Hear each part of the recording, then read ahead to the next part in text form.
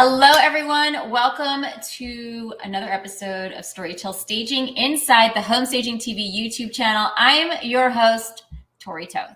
Today's guest has over 20 years of interior decorating, home staging, and color experience. She's a master professional trainer, author, national speaker, and is one of RESA's real estate industry's most influential people in real estate staging for the past, 4 years. That's just one of countless awards this woman has won as she helps homeowners create their perfect dwelling, and she shares all of this experience with other colleagues as the executive director of Decorating and Staging Academy. Please welcome Sandra Racz. Hello, lady. Hi. Oh, I'm so excited to be here.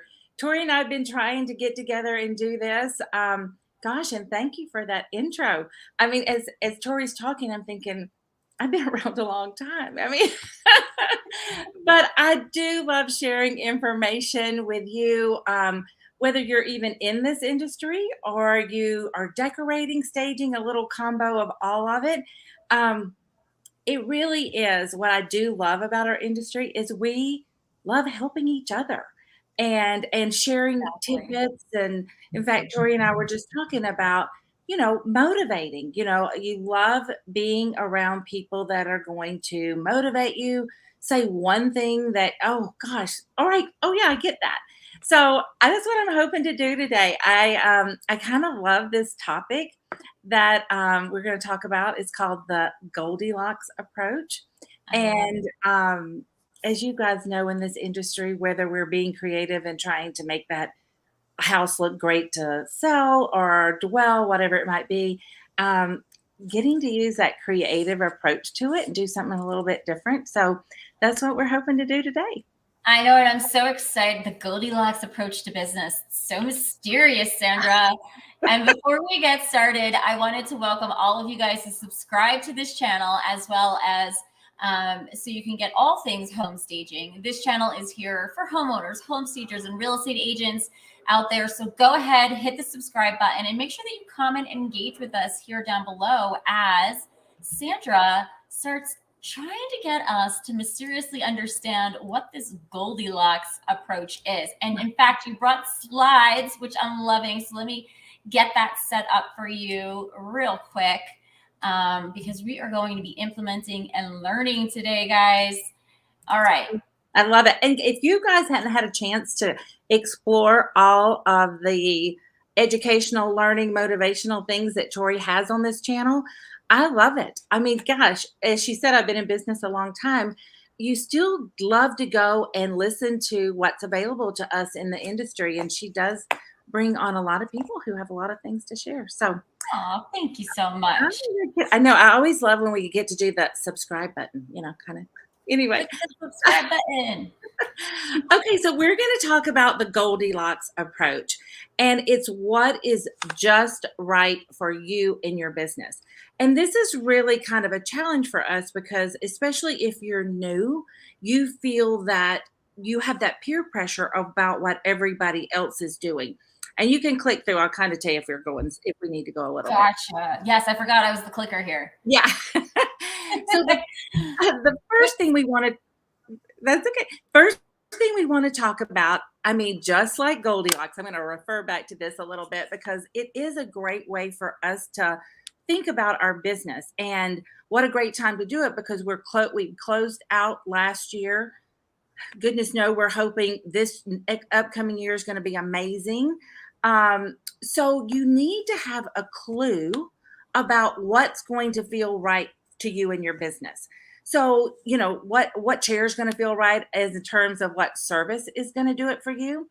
I did write my goals down when I started my business, and I do go back every once in a while and I kind of review them. They're kind of now in my head because it was very etched in stone, some of them. I had started my business at the time that my husband had decided to consult.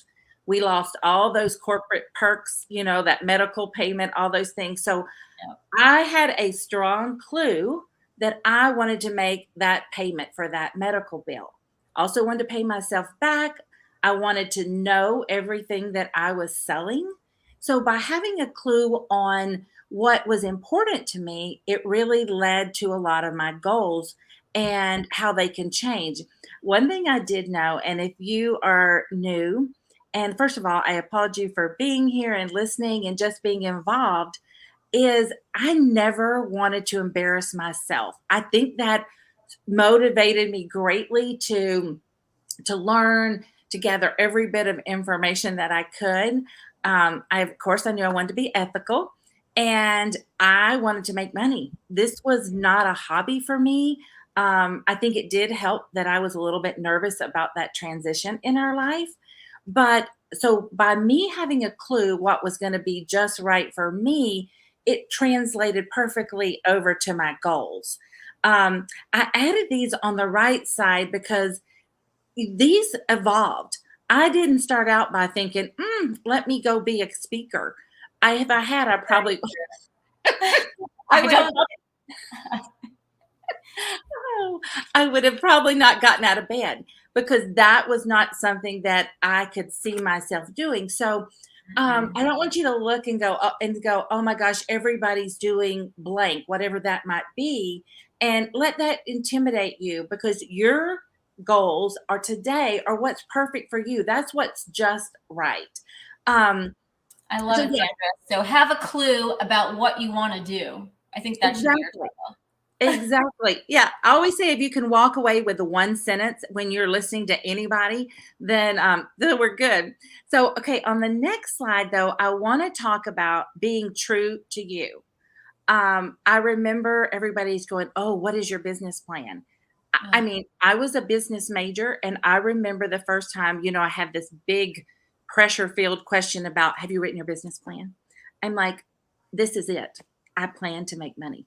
That was and I say if you're going to get a loan, yes, you better be ready. Don't again let those big projects stump you. Write down what you plan for your business.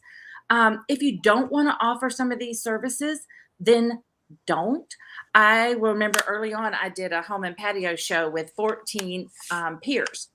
And I remember literally getting in the car thinking, oh my goodness, they offer everything from event planning, seasonal decorating, I'll babysit your child. I mean, it was like, and I was really focused on redesign and decorating. And I thought that would be my main focus.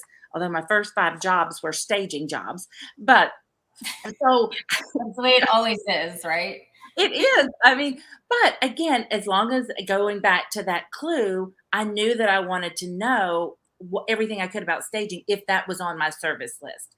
Mine Um, was number 3. I don't want to inventory furniture. I didn't. I knew I did not want to do that. I know, and the thing is, if you know it, then don't be influenced by what everybody else is doing because everybody's like, how can you do vacant staging if you don't have a warehouse full of furniture? Trust me, you can, and I can give you tips on that later. But I didn't want to inventory furniture either. That just looked like a beast to me at the time when I was making that decision. Whatever it is, I don't want to you fill in the blank, and I think it's good to literally do that for yourself. Mhm. And here's just a few little tips because I remember when we started out and we were saying, don't describe color as moody or like a dirty, kind of a dirty looking version of a more saturated color. And as I'm saying this to my client one day, it's kind of like a moody version of that blue that you have in the room that's not working, kind of thing. So, but she got it. So again, you have the verbiage, you have your terminology, your speech, whatever you don't know. Like I just filled in the blank. Let's say if you don't know enough about color, there's so many ways to learn about it. We've got some short webinars, we got a certification class, but it may not be, you may feel confident about color, but whatever it might be. Also, what motivates you? Um, I truly am motivated to make the money. Yes, I want to have respect and all that good stuff, but this is not a hobby. And I don't want people to do free jobs, free consultation. If you cross the threshold, you are on. And therefore, you need to be preparing to drive by the bank on the way home, in my opinion. And also, it's good to know what hinders you. And this is where it's good to be, honest with yourself. What are you not good at, and what do you feel that's going to cause you to stumble? And goodness no, 2020 and 2021, let's face it, They were crappy. beats. Yes. So it's a matter of, did it paralyze you to the point that you could not adapt? So that's where you need to kind of put those things in place to kind of motivate yourself, even if it's, calling Tori. Or calling Sandra, definitely. Like, you can always reach out to either one of us and just be like, I want to throw in the towel. What should I do? And we could, offer some, friendly advice and give you some ideas maybe to keep you in business, right? Exactly. It's just like with our clients too. It's like sometimes, especially with staging, sometimes I feel like you need to bring the sofa over so they can lay down and you can have a counseling session. Sometimes it's more of that, kick in the pants kind of, okay, we got this. Let's get going. All right, hold this memory in your heart so we can sell this house. So it's that chameleon approach to what we, okay. And which goes to this point, right? Hire out what you're not good at or you don't like. Exactly, because if you really hate it and you're not good at it, then you're probably going to not be good at it. So you might as well hire somebody that can do it better. I mean, I hired somebody early on, and I appreciate the fact that I did not realize that I probably shouldn't be hiring somebody that quick, but we had a girl and we shared she was amazing. And I didn't have to be a mathematician to realize that I'm paying her. Back then it was like $15 an hour and I was charging 100. I'm like, oh, okay, this makes sense to me. So find ways to fill in that gap so that you look better and you are more productive. Yes, for Okay. sure. So I put this in here because not everybody is riding around with car magnets today. However, I will tell you, she was probably my fifth client, but she was my first $1 million client. She had a $5 million house. It was gorgeous. I mean, we had this great working relationship over years, but she got me off of a car magnet. But what I always think about that as, because my husband asked me one day, he goes, "Are you embarrassed to ride around with those car magnets?" And I'm like, first of No. all, riding, this is where we could do mobile deposits. I'm like, I get to go by the bank every Friday. No, these car magnets. But what I want you to ask yourself, if you get easy about certain things, then really, have that kind of moment with you. If that's not fitting for you, if that chair, or from the Goldilocks standpoint, is not feeling right, it's too big, too small, and you want to find what fits right. But at the same time, analyze what's available to you and why you should be okay with certain things. And sometimes do it out of fear. Listen, I say fear and hunger are two of the best things. Okay, so thinking about our Goldilocks approach, when you explore anything, just like, that chair doesn't feel right or it's too small, you have to pause. When we are redesigning a space and we are placing furniture, we literally have that sit test where we're sitting down and we're like, okay, I can see the television. I'm not too far away from the other chairs. And so you're having this moment, this pause, and you are evaluating what you're doing in that space. I really want to encourage you to do that same thing. Pause and take a really good look at what you're doing. Just like Tori and I were saying about the inventorying furniture. We're the minority with that in our business because so many home stagers do that. Mm-hmm. But at the same time, if you've been afraid to add decorating to your services, then pause and let's figure out why. Is it just you need a little bit more education? You don't know where to start. You don't know how to market it. Exactly. And listen, if you guys aren't marketing some way, and I think marketing is the biggest paralyzer. We talk about this all the time. I have a friend and she can go on and she's on Facebook every day, but she's not posting anything for her business. And I'm like, why? You are so talented and you've got so much to share. So if you're not good at marketing, it goes back to, 2 slides ago or three about hire somebody. I mean, you don't get to where like Tori is by not knowing your stuff. So, and that's the other good point.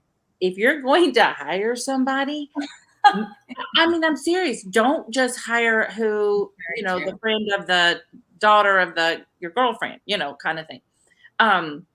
So also pause and look at the money. And this is where end of the year we have done that a lot of times, but because you're looking like, gosh, I made more money in decorating than I thought I was going to than staging or vice versa. Or like we look at online classes, for instance, and or it might be seasonal decorating.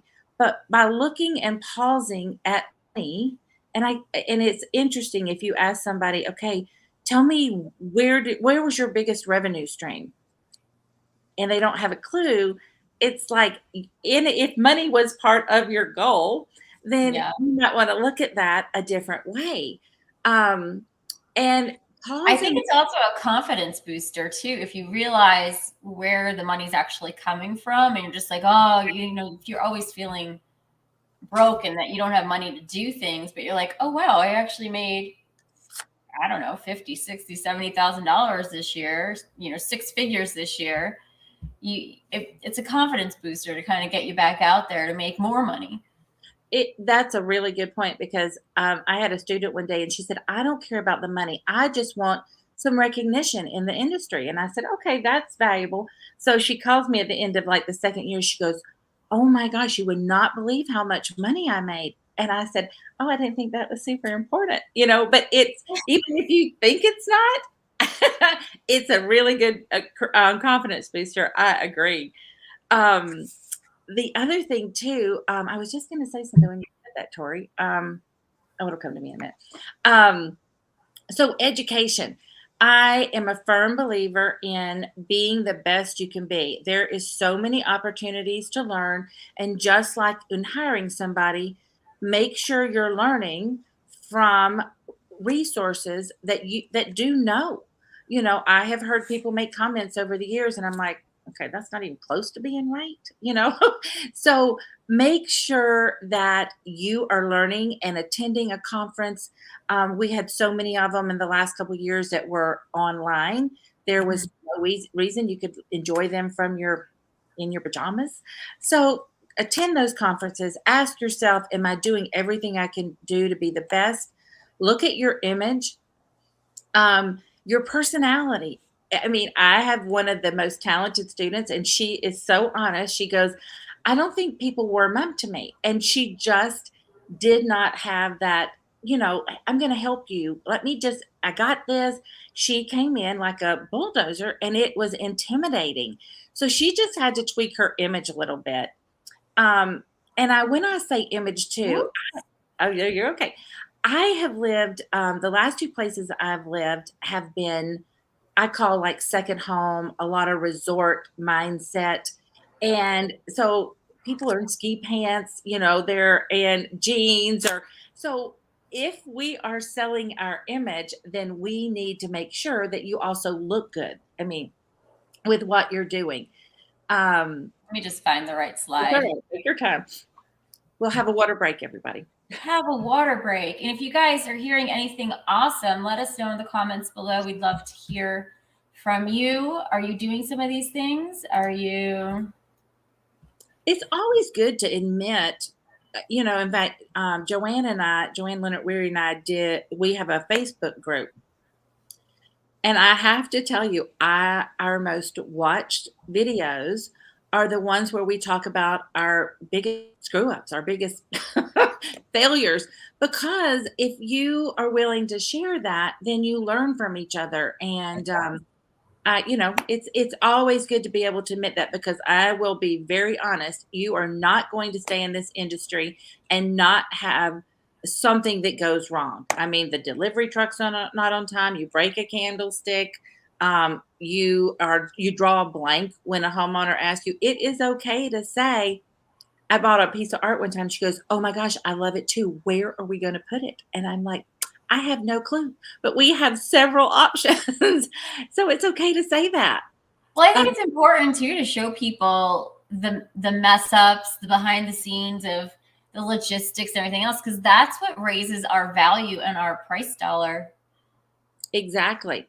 Just saying. Just saying. So keeping along our thought process of the Goldilocks approach, it's that too much, too little, just right analyzing that you're going to do throughout your business, with yourself, with your services. Some of the changes that you are open to, you might can kind of taste and see, so to speak. You might can try out a concept. Inventorying furniture is not one of those. We know that you're not going to just, unless if you look at it like, I'm going to inventory accessories and art, have those on hand. But to do full blown inventory, that's not a very easy taste and try it out kind of sample it concept. So look at what it's going to cost you to sample something.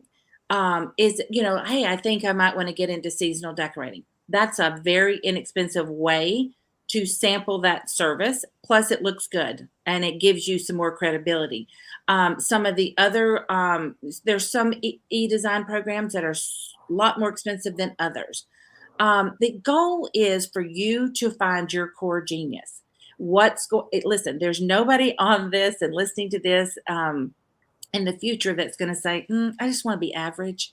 I just want to, I just want to kind of make a little money. And, no, if we're going to do it, we really do want to find what we excel at. And if it fits for you, you have a much better option and likelihood to be a success at it. And to feel like you're not even working every day. I know. It's funny. I took an assistant with me one day, and it was probably about an hour into it. Now, in her defense, it was a 4-story and we were hot. But I remember her looking at me and she goes, "How do you do this every day?" And I said, "Well, it's exceptionally hot." She goes, "No, it is not that. It's touching people's stuff." And it's like, and I'm like, I'm thinking, how exciting is this? She's got some cool stuff to work with. So I also want you to practice that no script. Like I talked about before, when everybody was offering all these services, even though I felt inferior because I was only offering, 2 or 3, I thought to my own self, be true. It does not fit right now. I'm trying to really develop a client load. But saying no is hard, especially if the money part was on your, you had a clue you wanted to make some money. That was your goal. But you don't want to have that reputation of saying yes. And I mean, I will face it. Sometimes, I think our industry sometimes has that. Mm-hmm. So practice saying no. I literally had I think Staples or Home Depot had them. Not Home Depot, Office Depot. It was a no button. Oh, yeah. And I didn't have to hit it, but it was right there going, okay, Sandra, can you really meet this client's need? The other thing I want to say about the no script is, which kind of was a surprise to me. Let's say I was on a vacation. We've been waiting all year for the vacation, or I was booked up. I could say to a new client, "Oh, thank you so much for calling me. I really want you to know I would love to work with you. However, I am booking out for, 3 weeks, 4 weeks, whatever it might be. I'm happy to recommend somebody to you." And that would be somebody that can deliver like you can. If not, you're not going to offer that. But nobody has ever taken me up on that. "Oh no, I'll wait," even though they may not have even worked with me yet. So by having your no script, don't assume that it's going to be no for the whole time. And those 2 letters are very empowering when you're saying it to somebody and controlling your own schedule, if I do say so myself. And write that script if you need to. So I did put together a PowerPoint just because, going back to that revelation that I was not going to inventory furniture. I literally stage, and I only stage part-time and decorate part-time. And for insight, 1 month I might do 60% staging and, vice versa. It may fluctuate is what I'm saying. So I typically can stage $80 million worth of listings without having any inventory. Somebody said to me, "Oh my God, you made $80 million." No, I want to be really clear. Yeah, that is not 80 million that I made. That was 80 million in listings. Listings. So, but again, remember how that slide we talked about, the sampling, tasting, and seeing, even though everybody said it won't work. And truthfully, I didn't think it would work, but it was what fit right for me. So I tried it.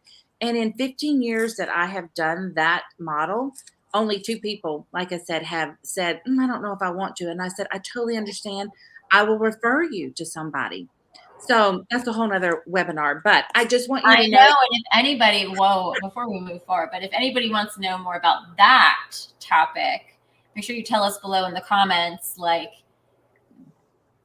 staging without inventory. Make sure you write that, staging without inventory, or reach out to us and we will potentially set this up for a future. I know. I sat beside a new stager at a conference one day, and she said, "Oh, I am so excited! I just got she spent 250,000 on her inventory," and I'm like, "Good for you! You are killing it!" I mean, I was so impressed, and I said, "Now, how many clients have you gotten?" Because in my mind, am trying to think this is a great learning lesson for students who do want to inventory.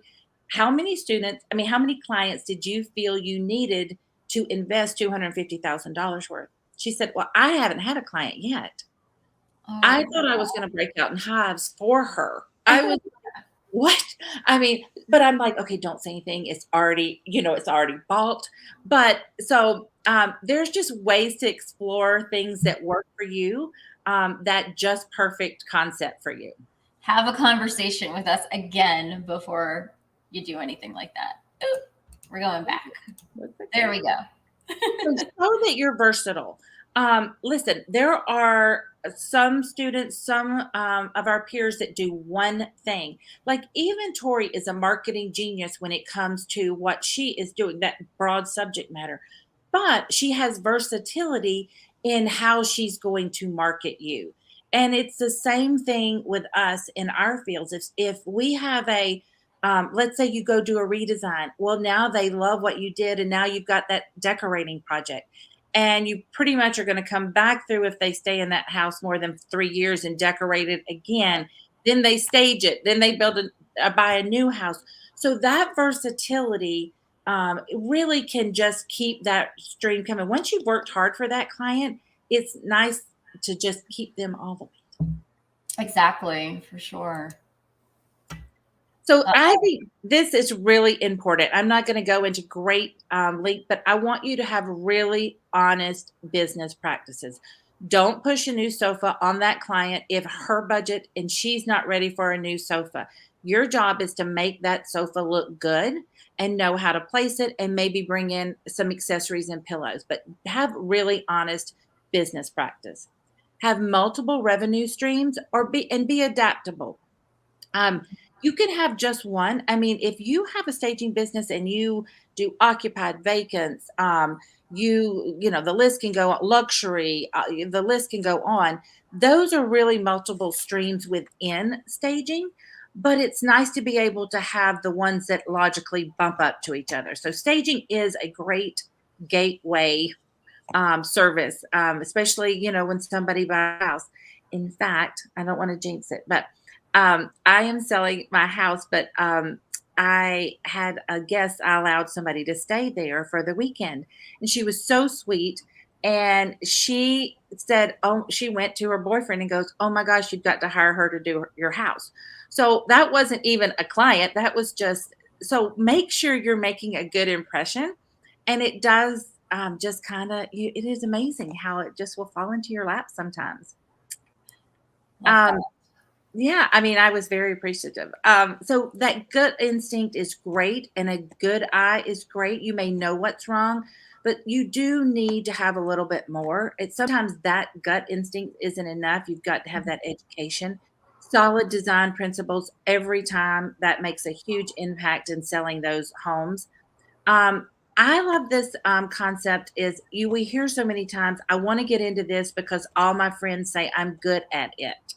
So that can help or hinder you. Okay, yes, it may give you that nudge to go get certified and start this business. At the same time, and I was surprised when this happened because I always thought it would be such a positive, but I have seen it like hinder. Like, okay, I know I'm good at it because everybody tells me that. So Yeah. So I don't need more education, or I don't need to know what exactly. this is doing. The illusion of quality is always important. I don't care if it's $100,000 house or a $12 million house. You want the illusion of quality. It doesn't have to be the same level, let's say the same brand, but it still needs to feel quality. Yeah. And see beyond the obvious. That mindset of, oh, they know we live here. No, that's not going to work. Love it. Okay, so just hit some of these high spots. It doesn't matter what is happening in the market. Your services are in demand. Even when the market is super hot, if it's a good agent, they're going to want to sell the house for more money, even if it's going to sell in an hour anyway. Or they're going to want, instead of 2 weeks, they might want to sell it in 2 days. So don't already talk yourself out of success. And you do need to have that ability to pivot. I think that I would probably say was our word for 2020 and 2021. I mean, how can we pivot and still keep our businesses alive and thrive? I didn't want to just be alive. I still wanted to thrive at it. Yeah, I think stagers, a lot of them felt defeated in the hot market in the past 2 years or so. And they're like, well, how is this person thriving? And I'm going out there and it's defeating. It's like you're not showing the pain points. For agents, it's definitely, you still need to stage no matter what market you're in. Sellers, if agents aren't offering staging, then make sure that you ask the question, who is your stager? Have that conversation before you list your home on the market. That is a good one. In fact, and the other thing is to remember, if I got a call one day and it was a student, she goes, I feel like I don't get the job. And I'm like, okay, so tell me what's going on. I'm trying to, figure this out. She made so much money on consultations. I'm like, okay, let me get this straight.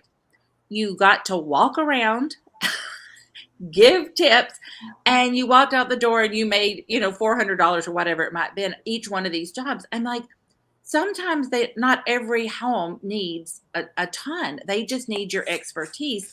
Mm-hmm. And please, whatever you do, don't withhold information, because I've heard that a couple of times. Like, I don't want to tell them everything I know. They're paying you to tell them everything you know. Very true.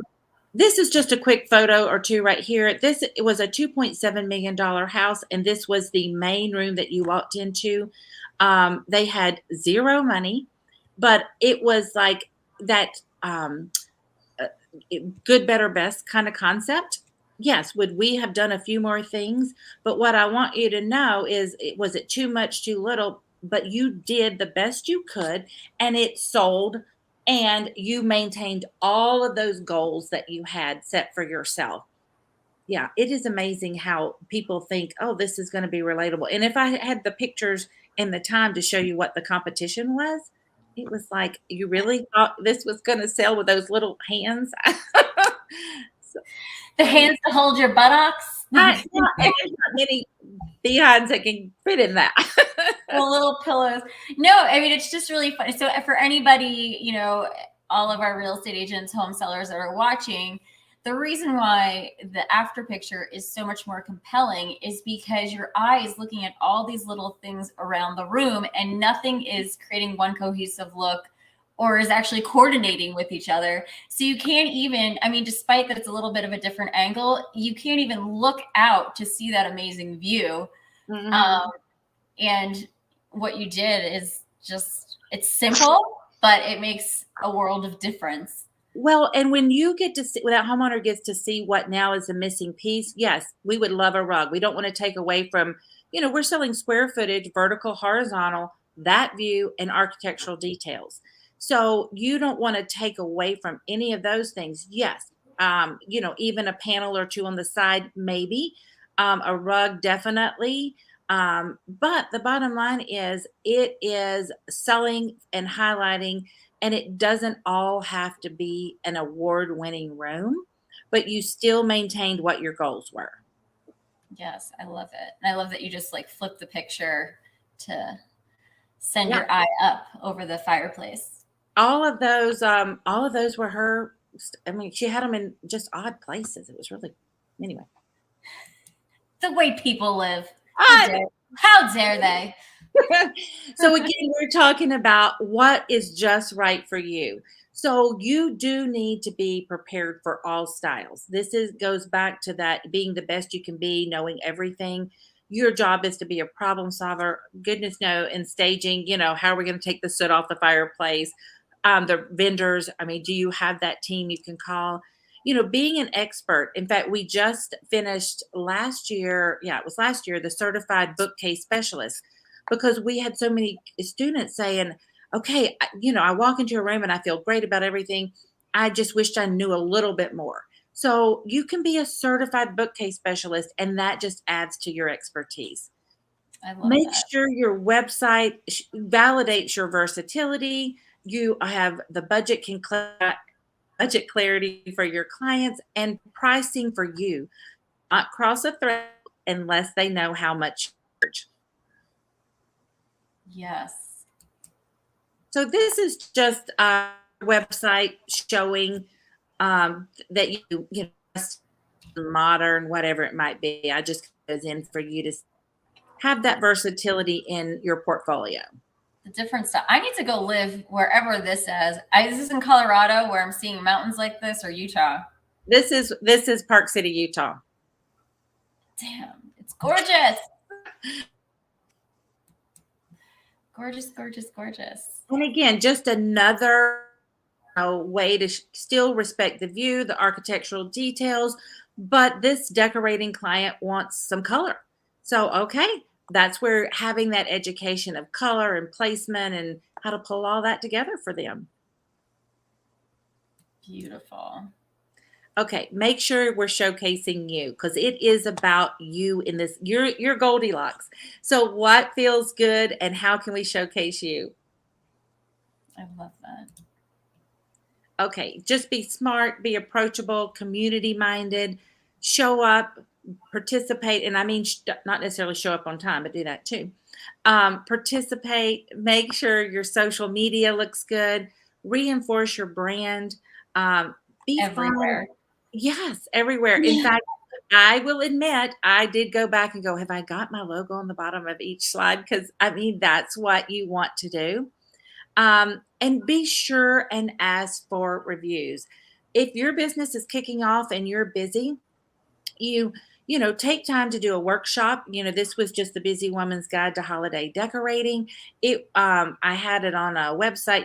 I think it was like $19 or something, but I did it for a community fundraiser and got 4 clients that night. So I didn't do it just for the clients, but that's where your expertise comes in. Again, we talked about hiring it done, and don't forget to ask for those reviews. I love to get the reviews on House if I can. I'd love to get the reviews on House, because you can take those reviews in and put it on your website. If you start with your website or an email, it's, you can't just copy and paste it to House. So. Gotcha. Yeah. Or even Google, right? Yeah. Another great place. So this was just a little wine and design. This was where we gave some decorating tips and sips, and it was some money went to charity. Love it. Look for those opportunities to cross promote. And I love and put the word in there, controlled. If you are going to be involved in anything, I don't care if it's a fashion show where we're talking. This was one where we talked about decorating inside and out, inside your home and outside for the style. You make sure that the table looks pretty. You make sure that the invitations look adorable. And then we just wrote on these plastic cups, they were hot pink, fashion quotes, things like that. Cute. I want to go there. When are you going to invite me to an event? It's like, hey, in fact, we're doing a really cool one right now it's for the food bank in, Arizona, so you can Oh, you I can think come I to that can one. say that one. Uh, so you're gonna now show your professionalism. Let's reinforce that for just a minute. Brand everything, just like Tori just said. Make it super easy. Make sure it's a high resolution. Put it right on your desktop so you can grab it. I One day I thought I have spent more time getting to this one logo I want to use. I'm like, what is wrong with me? So that's why this is in here. Again, I'm admitting one of my mistakes. I need to hire someone to organize my computer at this point. It is such a shit show. I'm just gonna say it. I know. I found I this should have really did it great 5 years ago. I found this really great concept. It's called the ABC method, and it's amazing, but it is also amazing how quickly it can get out of control again. And I have to literally devote a day or two to get it back in line, but it's a good method. You can Google It's that. a habit. It's a serious habit. You gotta stay committed. Okay, so this I think has become more and more important. We are trying to find the right for you in this Goldilocks approach in your business services, everything. You are a professional stager, you're a professional interior decorator, an event planner, whatever it might be. You are not a politician. You are not clergy. I'm assuming you're not, but so stay in your lane when you get on social media. Oh my gosh. You want to be posting call to actions for your business, not an opinion. Um, I was talking one day and I said something like this, and the one girl said, "Well, I already posted it." I'm like, "Go take it down because you already now are, alienating yourself from probably 50% of the population." And, one girl said, "I don't care if people don't think like I do, then I don't want to work with them." Okay, well, I mean, I am telling you you have hurt yourself. You've hurt your image and you've hurt your professionalism. Very true.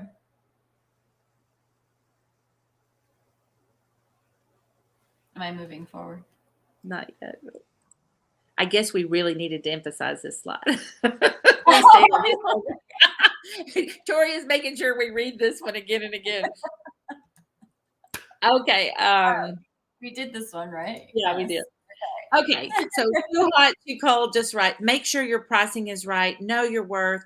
Be worthy of it. Ask somebody to review your site. Some could be in the industry, somebody that's not. Be prepared to.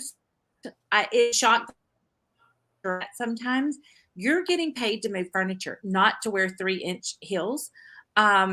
And pack a little survival bag. I learned this lesson one day when I had to do something like this, and at the last minute for somebody, I was such a sweaty mess. So I always try and remind you to pack a survival bag. If you're a better writer than speaker, then write, but pick something and really get that out there. There's ways to maximize. You don't have to do but write, be consistent with your blogs. And we talked about branding everything. Yes. We just wanted to say it again. Okay, so we're going to talk about knowing your just a little bit. Please, please, if principles, please be familiar with them. I judge national school staging test. It's amazing to me. It can be a beautiful individual piece, but the design principles are off. And principles are important in staging also. I've heard, well, it's decorating or design. No, not.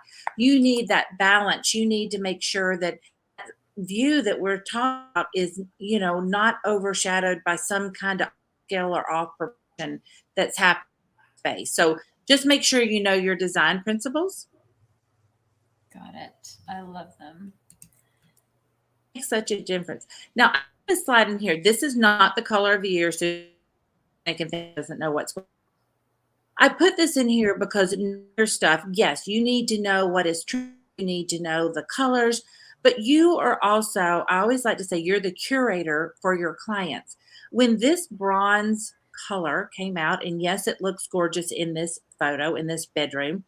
I literally thought, where am I going to put that? I mean, this is a very select color. I want to make sure I'm not shrinking a room because I'm selling square footage. So your job is to know how to interpret that and how to use it or not use it, but know what's happening. Yes. Again, know what's happening with the grays. We're getting more warm neutrals, this kind of mushroom color.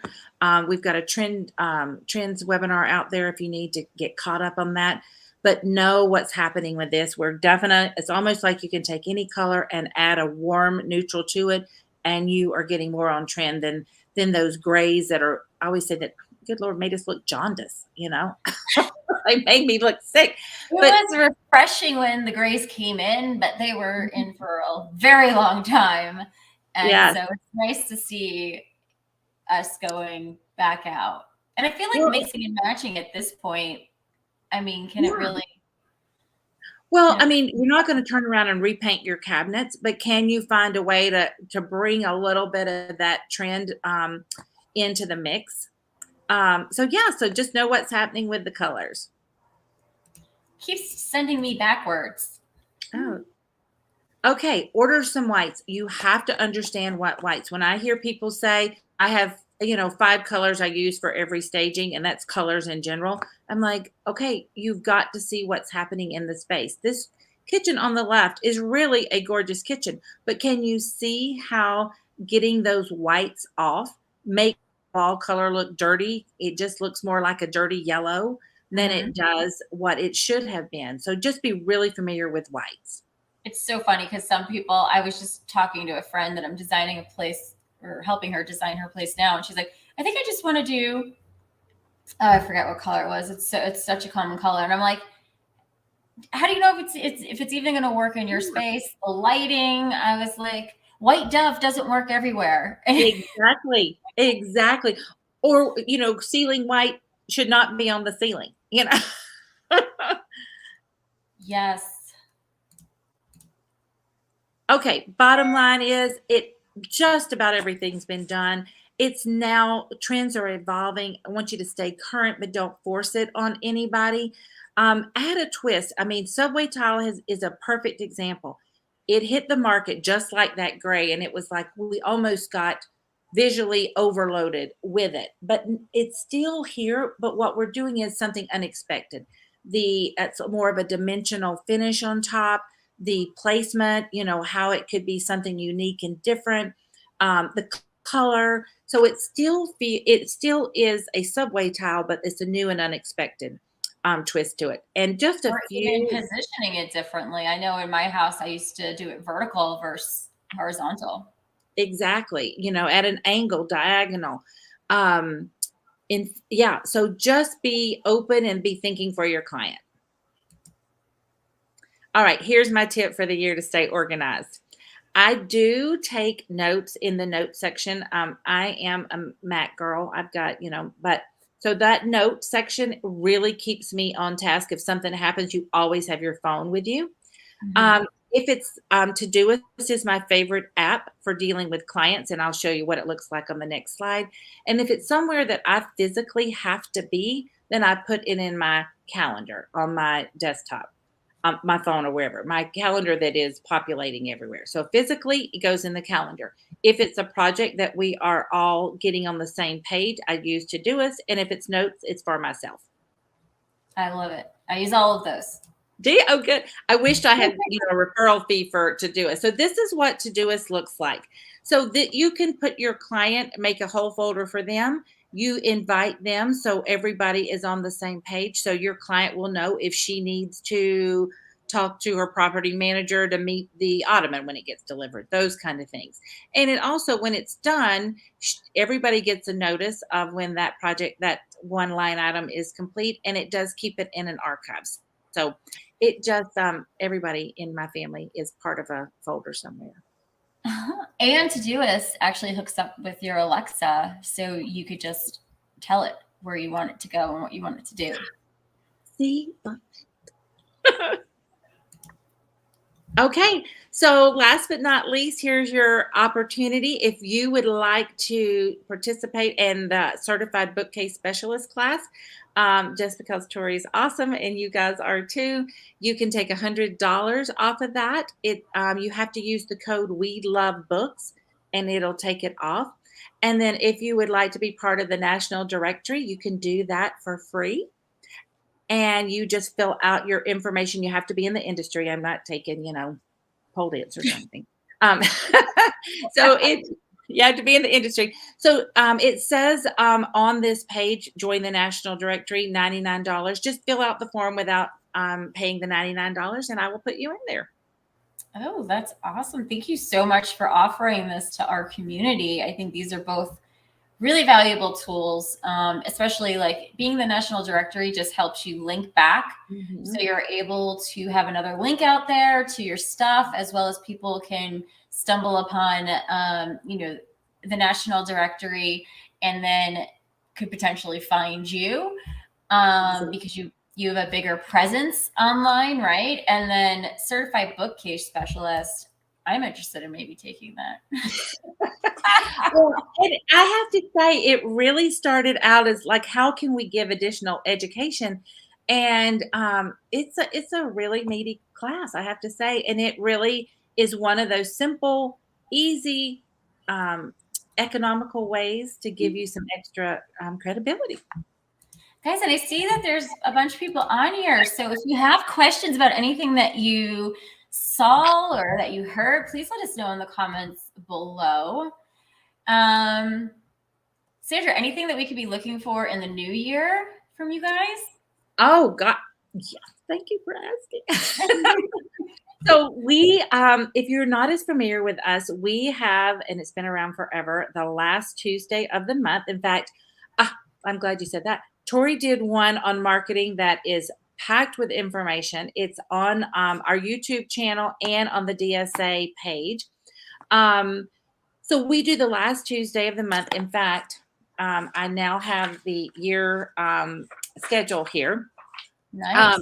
It's complimentary. You can listen to it again. You sign up for the year. You don't have to be on, but it will send you a reminder, the week before and the day before kind of thing. We also are having, it's our professional interior decorating class. Now we have an interior decorating program, but what we are doing is taking it about 10 steps deeper, covering a little bit more about hardwood, flooring, walls, window treatments. Not that we're all going to start sewing and making, have our own workroom or anything, but you need to know, just having that education, understanding the terminology, how to work with a workroom. So there'll be different modules and components to that. Even some more e-design in there. Side note, I bought I bought a sewing machine years ago and have never used it because I was like, oh, I'm going to make my own pillows and curtains and all kinds. Oh yeah. To your own self be true, that slide. I mean, no. In fact, I said one day, my mother called and she goes, "What are you doing?" I said, "Oh, I'm designing some window treatments." She's like, "What? You mean just sketching them, right?" And I'm like, "Yes, I'm not sewing anything." No, I cannot. Yeah. So No. that's another way for you to understand there's a lot of money to be made in window treatments. They're coming back, we've had straight panels and some wovens for a long time and they still look really good, but it's a great way to, make some money. For sure. For sure. Any final thoughts? Listen, I think it is just so important, and everybody that's on the channel anyway, you get it. I do just think it's so important to stay educated, stay current, connect with each other. I mean, heck, for no other reason, it's fun and it's motivating, and we lift her up. And I do love that in the industry. Tori and I are going to get together soon, and so yeah, so reach out and don't be intimidated. I mean, you'll find one of the things in the how to stage without inventory. One of the best things that I did was reach out to somebody. Everybody goes, "You don't even know." I'm like, "Well, to." So it's I to do that. I encourage you to. Yes, definitely reach out. Don't be afraid. We're all here to support one another, like Sandra was saying, throughout everything. And I want to thank you so much for sharing the Goldilocks approach. Now we are all a little bit wiser when it comes to our new year.